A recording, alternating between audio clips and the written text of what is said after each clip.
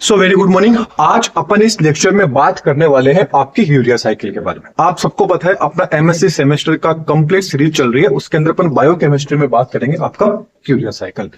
अब urea cycle का ये अपना 3rd नंबर या 4th नंबर का लेक्चर है। इससे पहले भी अपन ने क्रेब साइकिल पढ़ लिया था, ग्लाइकोलाइसिस पढ़ लिया था। आज अपन यूरिया साइकिल को डिस्कस करेंगे। अब देखिए, जो आपका यूरिया साइकिल है, या तो आपसे डायरेक्ट एग्जामिनर क्या पूछ लेगा यूरिया साइकिल क्या है, या एग्जामिनर आपसे पूछ सकता है कि क्रेब जो हेंसलेट साइकिल, क्रेब हेंसलेट साइकिल क्या होता है।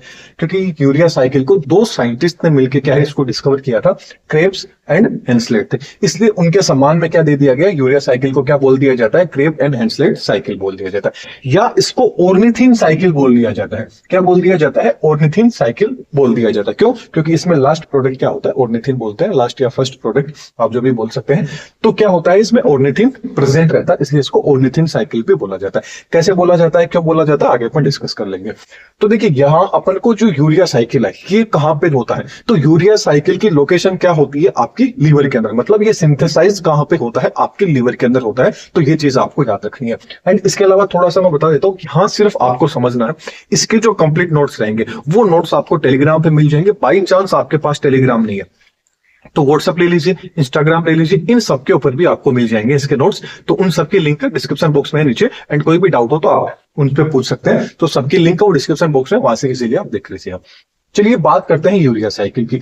यूरिया साइकिल की आखिरकार क्यों जरूरत पड़ी है अपन को, क्योंकि यूरिया साइकिल नाम से पता चल रहा है, यूरिया, यूरिया मतलब जो यूरिया का सिक्रेशन करेंगे, मतलब जो क्या होंगे, आपके यूरियोटेलिक होंगे।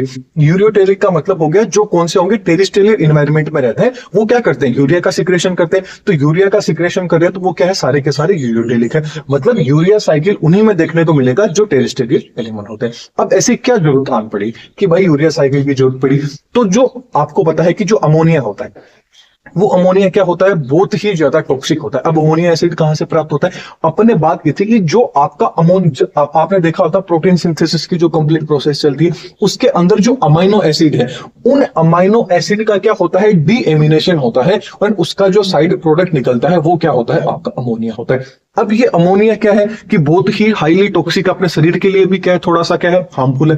तो इसको कैसे भी करके अपन को क्या निकालना है, बाहर निकालना होता है। तो बाहर निकालने के लिए क्या करते हैं अपन, इस यूरिया को डायरेक्ट तो बाहर निकाल नहीं सकते क्योंकि क्या होता है, टॉक्सिक होता है। तो इसको क्या कर लेंगे अपन, कन्वर्ट कर लेंगे किसके अंदर, यूरिया के अंदर क्या कर लेते हैं, कन्वर्ट कर लेते हैं। और यूरिया क्या होता है, थोड़ा सा क्या होता है, कम टॉक्सिक होता है। तो यूरिया साइकिल का मतलब हो गया कि जो आपका हाईली टॉक्सिक जो अमोनिया होता है, उस अमोनिया को कन्वर्ट किया जाता है किसके अंदर, लेस टॉक्सिक यूरिया के अंदर। फिर इस यूरिया को क्या कर दिया जाता है, बॉडी से आउट कर दिया जाता है, एक्सक्रीट कर दिया जाता है। तो ये साइकिल किस तरह से हाईली टॉक्सिक अमोनिया होगा, मतलब जो आपका अमोनिया किस तरह से यूरिया के अंदर कन्वर्ट होता है, ये जो सारी की सारी प्रोसेस है, साइकिल क्या होता है, घूमता रहता है। इसलिए इसको क्या बोला जाता है, यूरिया साइकिल बोला जाता है। That's clear.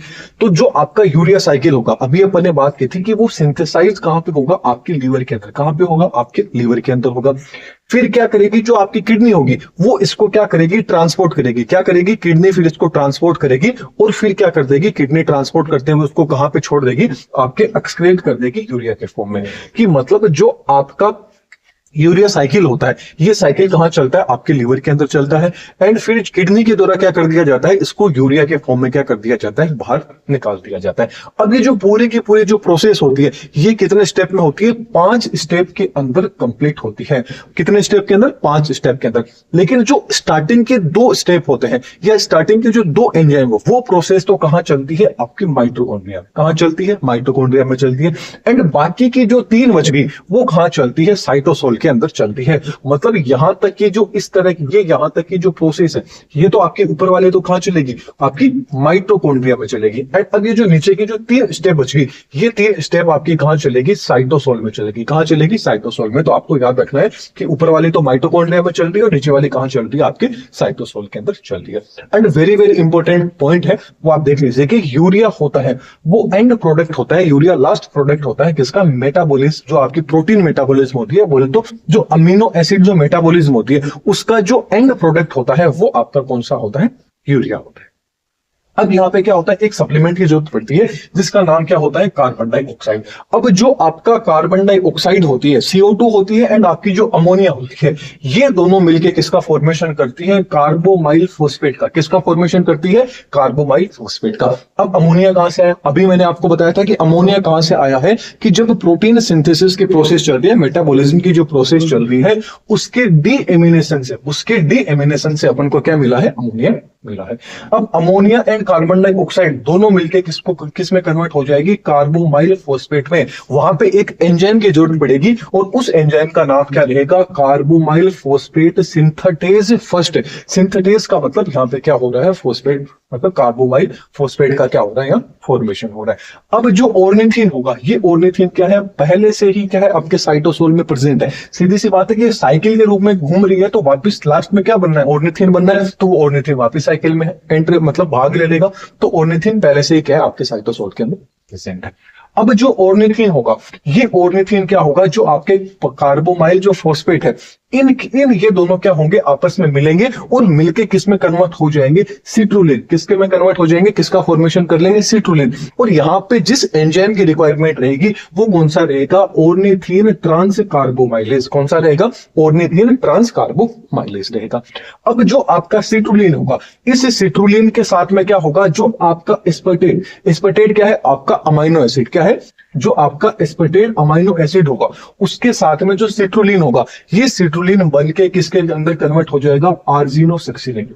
किसमें कन्वर्ट हो जाएगा, आर्जिनोसक्सिनेट। मतलब जो आपका सिट्रुलिन है एंड जो आपका अमाइनो एसिड है एस्पार्टेट, ये दोनों मिलके किसमें कन्वर्ट हो जाएंगे, आर्जिनोसक्सिनेट। यहां पे जिस एंजाइम की रिक्वायरमेंट रहेगी वो कौन सा रहेगा, आर्जिनोसक्सिनेट सिंथेटेज। कौन सा रहेगा, आर्जिनोसक्सिनेट सिंथेटेज रहेगा।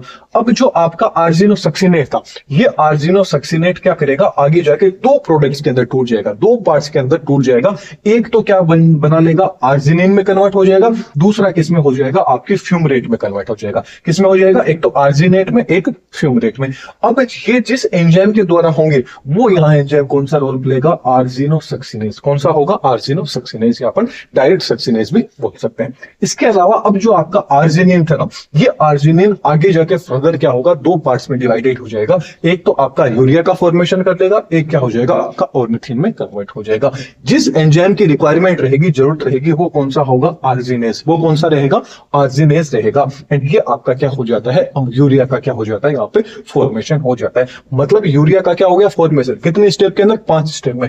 पहली step, second, third, fourth and fifth आपका कौन सा हो गया, ऑर्निथिन हो गया। तो यहाँ पे टोटल कितने स्टेज हो रही है, 5 स्टेज हो रही है। उसके द्वारा क्या हो रहा है, आपका यूरिया का फॉर्मेशन हो रहा है। इसके 5 स्टेप साइक्लिक प्रोसेस होती है। एंड बाकी की ऊपर वाली जो 2 आप देख रहे हैं, ये दोनों तो होती है आपके माइटोकॉन्ड्रिया में, एंड नीचे वाली ये जो तीनों हैं, ये आपके कहां होती है, साइटोसोल के अंदर होती है। मतलब यहाँ पे क्या होगा, जो आपका अमोनिया होगा, क्या होगा, जो आपका अमोनिया होगा वो क्या है, आपका हाईली टॉक्सिक है। क्या है, हाईली टॉक्सिक है। इसको क्या करना है, लेस टॉक्सिक किसके अंदर, यूरिया के अंदर जो कन्वर्ट, मतलब अमोनिया को यूरिया के अंदर कन्वर्ट करने की ये जो पूरी की पूरी जो प्रोसेस है साइक्लिक, इसी प्रोसेस को क्या बोला जाता है, यूरिया साइकिल बोला जाता है। एंड ये किस वैज्ञानिक ने बताई थी, आपके क्रेब्स एंड जो हेंसलेट वैज्ञानिक हैं, इन्होंने बताई थी, इसलिए इसको क्रेब एंड हेंसलेट बोलते हैं। ऑर्निथिन का यहाँ पे सबसे ज्यादा इंपॉर्टेंट रोल रहता है, इसलिए इसको ऑर्निथिन साइकिल बोला जाता है। एंड ये पूरी प्रोसेस कहां हो रही है, आपके लीवर के अंदर हो रही है। लीवर के अंदर माइटोकॉन्ड्रिया प्रेजेंट है, साइटोप्लाज्म प्रेजेंट है, सीधी सी बात है।